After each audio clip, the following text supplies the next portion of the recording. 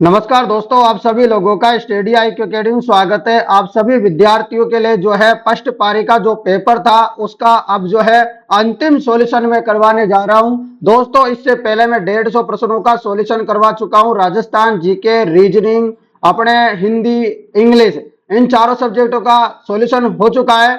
अब जो है मैं आपको सॉल्यूशन करवाने जा रहा हूं शिक्षण अभिक्षमता एवं अभिवर्ती, यानी कि जो टीचिंग एप्टीट्यूड होता है उसका मैं आपको सॉल्यूशन करवाऊंगा। पूरे के पूरे 50 प्रश्नों का मैं सॉल्यूशन करके पहले से ला चुका हूं, ताकि आप लोगों का एक प्रश्न भी गलत ना हो और जल्द से जल्दी आप जो है इस सॉल्यूशन को मिला सके और मुझे बता सके कि आपके जो है 600 में से कितने नंबर आ रहे हैं। क्या 300 आ रहे हैं, 350, 400, 450, कितने नंबर आपके आ रहे हैं। अभी थोड़ी देर बाद जो है अपने सेकंड पारी वाले बच्चे भी छूट जाएंगे और तो उनको भी सॉल्यूशन करवा देंगे। ठीक है मित्रों, और फिर उसके बाद आपके एक कट ऑफ का वीडियो बना देंगे कि क्या कट ऑफ रहेगी आपकी, तो सारी बातों की चर्चाएं हम कर लेंगे उसमें। अब चलिए फटाफट से आप जो है अपने शिक्षण अभिक्षमता एवं अभिवर्ती वाले प्रश्नों को मिलाना शुरू कर दो।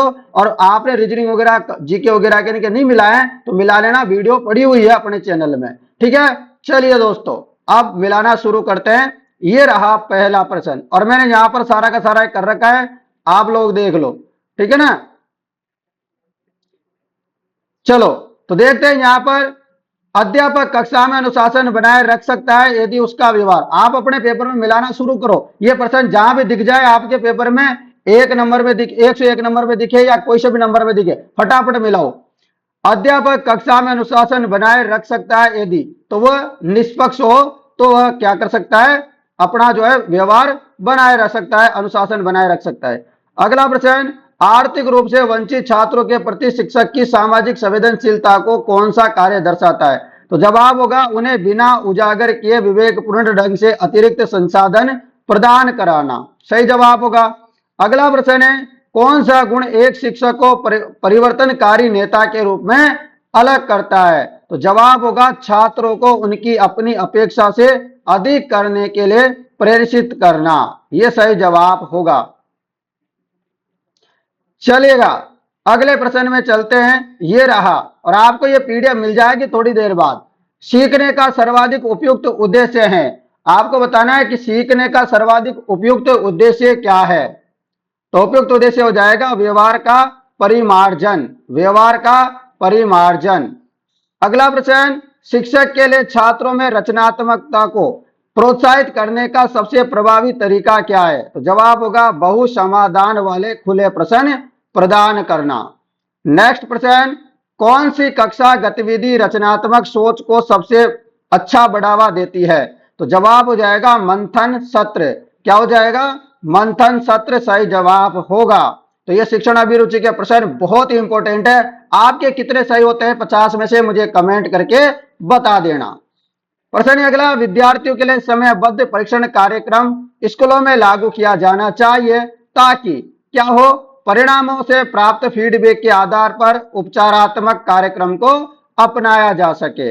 नेक्स्ट क्वेश्चन है, एक शिक्षक को जटिल विषय शुरू करने पर छात्रों के प्रतिरोध का सामना करना पड़ता है, उन्हें कौन सा योग्यता आधारित दृष्टिकोण अपनाना चाहिए। तो जवाब होगा छात्रों की प्रतिक्रिया का विश्लेषण करना और दृष्टिकोण समायोजित करना।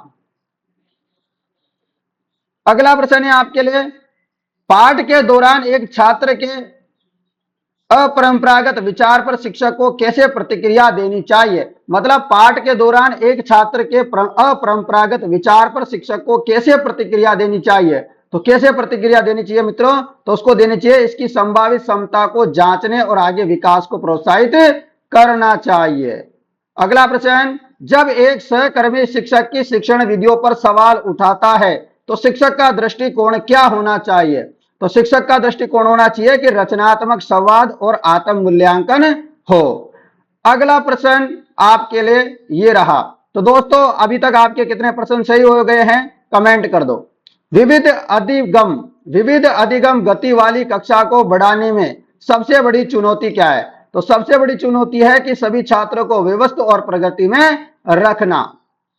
अगला प्रश्न, एक विद्यार्थी कक्षा में बहुत प्रश्न पूछता है तो आप क्या करेंगे? मान लो कोई विद्यार्थी है और आपसे कक्षा में बार बार कोई सवाल पूछता है तो आप क्या करोगे? तो आप करोगे कि प्रश्न पूछने के लिए उसे उसकी प्रशंसा एवं उसे प्रोत्साहित करेंगे। जैसे कि अभी जब हम पढ़ाते हैं आपको कोई सी भी क्लास वगैरह, तो हम आपसे बोलते हैं ना कि आप अपना प्रश्न पूछा करो, अपने कमेंट में जवाब दिया करो, तो उससे क्या होता है, अच्छा लगता है उसे। ठीक है, आप हमारे बारे में से तारीफ वगैरह करते हो तो हमको भी अच्छा लगता है। अगला प्रश्न है, कक्षा में दो तरफा संप्रेषण को बढ़ावा देने के लिए सबसे अच्छा दृष्टिकोण क्या कौन सा है? तो दो तरफा संप्रेषण को बढ़ावा देने के लिए सबसे अच्छा दृष्टिकोण कौन सा है? तो जवाब हो जाएगा चर्चाओं और छात्रों के प्रश्नों को प्रोत्साहित करना। ये इसका सटीक जवाब होगा। ठीक है, चलिएगा और आगे बताइए फटाफट से, जल्दी से बताइए सभी के सभी।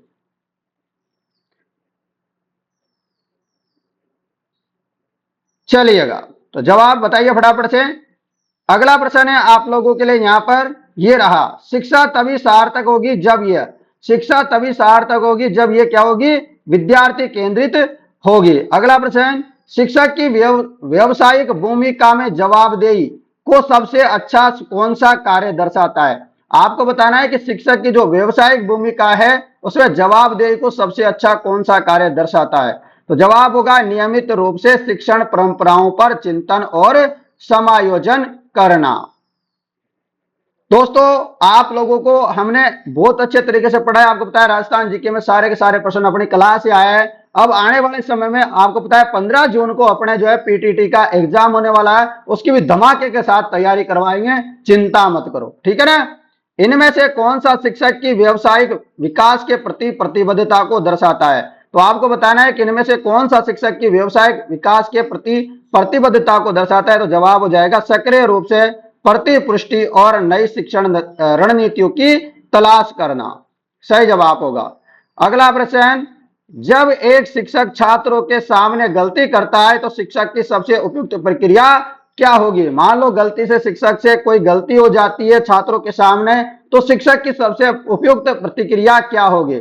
तो प्रतिक्रिया होगी गलती को स्वीकार करना और उसे सीखने के अवसर के रूप में उपयोग करना, कि गलती हो गई अगले बार से सुधार लेंगे और उसको सही जवाब दे देना। समझ गए? अगला प्रश्न, कक्षा में कमजोर विद्यार्थियों को अतिरिक्त समय देना चाहिए, इस कथन से आप क्या हो? तो पूर्ण सहमत है, देना चाहिए, बिल्कुल सही बात है।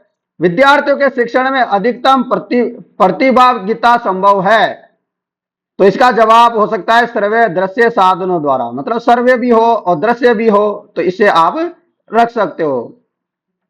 अगला प्रश्न, एक शिक्षक को छात्रों की भागीदारी में लगातार कमी दिखाई देती है, इसे संबोधित करने के लिए उसे कौन सा दृष्टिकोण अपनाना चाहिए? तो क्या होगा जवाब? जवाब होगा अपनी विधियों पर विचार करना और सुधार की तलाश करना। नेक्स्ट प्रश्न, कक्षा में शिक्षक की सामाजिक संवेदनशीलता का प्रमुख संकेतक क्या है? तो प्रमुख संकेतक क्या हो जाएगा? छात्रों की भावनात्मक और सामाजिक जरूरतों के अनुसार शिक्षण विधियों को अनुकूल करना। ये सटीक जवाब होगा। अगले प्रश्न की तरफ चलते हैं। ये रहा अगला प्रश्न, यदि विद्यार्थी कक्षा में न आए तो अध्यापक की हैसियत से आप क्या करोगे? तो अपन को करना चाहिए अध्यापन को रुचिकर तथा प्रभावी बनाने की कोशिश करेंगे। नेक्स्ट प्रश्न, निम्नलिखित में से कौन सा कार्य विद्यार्थियों को अंत क्रिया के लिए अपेक्षाकृत अधिक स्वतंत्रता प्रदान करता है? तो जो छोटे छोटे समूह होते हैं, छोटे छोटे ग्रुप होते हैं, वह इसको प्रोत्साहन करते हैं। अगला प्रश्न, एक शिक्षक के लिए शैक्षिक मनोविज्ञान का शैक्षणिक निहितार्थ है, बताइए। तो जवाब होगा आपका विद्यार्थियों को समझाना। अगला प्रश्न, शिक्षक द्वारा कक्षा में सांस्कृतिक विविधता को कैसे संभालना चाहिए? शिक्षक द्वारा कक्षा में सांस्कृतिक विविधता को कैसे संभालना चाहिए? तो जवाब होगा मतभेदों को स्वीकार करना और सम्मान करना, साथ ही समावेशन को बढ़ावा देना चाहिए। दोस्तों 25% हो चुके हैं। आप बताइए कमेंट करके 25 में से आपके कितने % सही हुए हैं अब तक? क्या पूरे के पूरे सही है या एक दो गलत है? बताइए आप। चलिए अगले प्रश्न की तरफ बढ़ते हैं और आप सारे के सारे मिला के मुझे बताओगे 200 के 200% और फिर बताओगे कि आपके 600 में से कितने % सही है। आपके विद्यालय में दो अध्यापकों के मध्य क्या हो जाता है, झगड़ा हो जाए, तो आप क्या करोगे, तो आप करोगे कि झगड़े का कारण जानकर उन्हें सुलह कराने का क्या करेंगे, प्रयास करेंगे। एक शिक्षक को क्या करना चाहिए जब कोई अभिभावक उनकी शिक्षण विधियों पर सवाल उठाए। मान लो कोई एक शिक्षक है और अभिभावक आकर के उनको डांटने लग जाए कि आप अच्छा नहीं पढ़ाते हो, ऐसे नहीं करते हो, वैसे नहीं करते हो, तो क्या करना चाहिए फिर उस शिक्षक को, तो शिक्षक को करना चाहिए कि विधियों को व्यावहारिक रूप से समझाना और संवाद के लिए आमंत्रित करना चाहिए। अगला प्रश्न, निम्नलिखित में से शिक्षार्थी कि कौन सी विशेषता उसके सीखने की दक्षता को प्रभावित नहीं करती। जो लिंग होता है, यानी कि लिंग का मतलब जैसे लड़का है लड़की है, तो ये कोई प्रभावित नहीं करती है, परंतु जैसे कि मानसिक परिपक्वता हो गया, दृष्टिकोण हो गया, रुचि हो गया, ये तो प्रभावित करते हैं, आप जानते हो। अगला प्रश्न, एक शिक्षक को किसी विषय में छात्र के कमजोर प्रदर्शन को संबोधित करने के लिए सीईई का उपयोग कैसे करना चाहिए, तो कैसे करें, पूरे सत्र में नियमित प्रतिक्रिया और सुधारात्मक सहायता प्रदान करना चाहिए। नेक्स्ट क्वेश्चन, एक शिक्षक के व्याख्यान में बेहतर संप्रेषण होगा यदि वह, आप बताइए, एक शिक्षक के व्याख्यान में बेहतर संप्रेषण होगा यदि वह, तो क्या उदाहरण देकर विषय वस्तु को स्पष्ट करता है। यदि मान लो कोई उदाहरण दे देकर के विषय वस्तु को स्पष्ट करता है तो और बेहतर संप्रेषण होगा, ये तो आप लोग जानते हो, ठीक है ना। चलिएगा प्रश्न है अगला, प्रौद्योगिकी संचालित कक्षा में शिक्षक की योग्यता का सबसे उन्नत संकेतक क्या है, तो उन्नत संकेतक क्या है, अधिगम को बढ़ाने के लिए डिजिटल उपकरणों का सहज एकीकरण करना। अगला प्रश्न आप लोगों के लिए ये रहा, अगला प्रश्न कि समूह मनोबल के लिए सर्वाधिक आवश्यक विशेषता है, तो समूह के मनोबल बढ़ाने के लिए सर्वाधिक आवश्यक जो विशेषता होती है वो होती है समूह एकता। अगला प्रश्न, शिक्षण व्यवसाय क्या है, तो शिक्षण व्यवसाय क्या होता है, रुचिकर होता है, उत्तरदायित्व वाला होता है। अगला प्रश्न, कक्षा में प्रभावी संचार के लिए प्रमुख बाधा क्या है, तो प्रमुख बाधा है बिना जांच के यह मान लेना कि छात्र समझ गए हैं। अगला प्रश्न लीजिएगा, ये रहा अगला प्रश्न कि विद्यार्थी कक्षा में ध्यान नहीं दे रहे हैं, तो आप क्या करेंगे, कारण समझने का प्रयास करेंगे कि आखिरकार बच्चे ध्यान क्यों नहीं दे रहे हैं। अगला प्रश्न, शिक्षा में व्यापक एवं सतत मूल्यांकन का प्राथमिक लक्ष्य क्या है, आपको बताना है कि शिक्षा में जो व्यापक एवं सतत जो मूल्यांकन होता है ना, उसका प्राथमिक प्राइमरी लक्ष्य क्या है, तो जवाब हो जाएगा पूरे वर्ष में छात्रों के समग्र विकास का मूल्यांकन करना। अगला प्रश्न, विविधतापूर्ण अधिगम क्षमता वाली कक्षा में शिक्षक की कौन सी सबसे प्रभावी योग्यता दिखानी चाहिए, तो जवाब होगा व्यक्तिगत जरूरतों को पूरा करने के लिए शिक्षण में भिन्नता लाना। अगला प्रश्न आपके लिए दोस्तों ये रहा प्रश्न है विद्यार्थियों को स्कूल में खेलों में भाग क्यों लेना चाहिए, यानी कि जो विद्यार्थी होते हैं स्कूल में जो खेल होते हैं उनमें भाग क्यों लेना चाहिए, जरूरत क्या पड़ गई उसकी, तो उसकी जरूरत यह पड़ गई क्योंकि उससे क्या होता है, यह सहयोग और अनुशासन विकसित करता है खेल। अगला प्रश्न, विद्यार्थियों में सहयोग की भावना के विकास के लिए आप सर्वोत्तम क्या कर सकते हो, यानी कि आप विद्यार्थियों में सहयोग की भावना विकास के लिए आप उसको सर्वोत्तम क्या कर सकते हैं, तो आप क्या कर सकते हो, सामूहिक कार्य देना शुरू कर सकते हो, क्या कर सकते हो, सामूहिक कार्य दे सकते हो।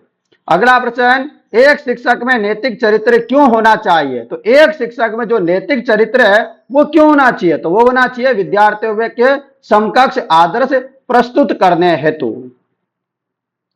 अगला प्रश्न आपके लिए ये रहा, आपकी कक्षा में एक छात्र किसी अन्य की संस्कृति के बारे में, मान लो एक छात्र है आपकी कक्षा में, वो किसी एक दूसरा विद्यार्थी है उसकी संस्कृति के बारे में, उसके धर्म के बारे में असंवेदनशील टिप्पणी करता है, तो एक शिक्षक के रूप में आपको सर्वप्रथम क्या करना चाहिए, तो आपको करना चाहिए कि शांति से संबोधित करना चाहिए, सम्मान के बारे में शिक्षित करना चाहिए और व्यवहार को सुधरना चाहिए, समझ गए। अगला प्रश्न, शिक्षक को उस छात्र के प्रति क्या करना चाहिए जो सहपाठियों द्वारा बहिष्कृत महसूस करता है, मान लो कोई शिक्षक है वो छात्रों के प्रति क्या करना चाहिए जो सहपाठियों द्वारा क्या है, बहिष्कृत क्या करता हो, महसूस करता हो, फील करता हो, तो जवाब क्या होगा, समूह गतिविधियों और समानुभूति को प्रोत्साहन करना। अगला प्रश्न आपके लिए ये रहा, किसी भी विद्यालय में अभिभावक शिक्षक संघ पीटीए का मुख्य उद्देश्य क्या है? तो मुख्य उद्देश्य होता है विद्यार्थियों की उपलब्धियों में सुधार के लिए। अगला प्रश्न, एक अध्यापक के लिए सर्वाधिक चुनौतीपूर्ण है। तो एक अध्यापक के लिए सर्वाधिक चुनौतीपूर्ण क्या है? तो चुनौतीपूर्ण हो जाएगा शिक्षक और सीखने की प्रतिक्रिया को आनंददायक बनाना।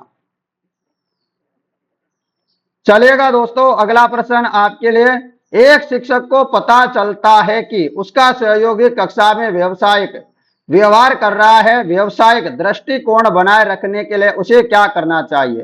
तो उसे करना चाहिए बिना चर्चा के प्रिंसिपल को सहकर्मी की रिपोर्ट करना। नेक्स्ट क्वेश्चन, विद्यार्थियों के काम का सतत मूल्यांकन होना चाहिए। क्यों होना चाहिए सतत मूल्यांकन? इसलिए होना चाहिए क्योंकि विद्यार्थी निरंतर पढ़ने के लिए उससे क्या होता है? प्रेरित होता है।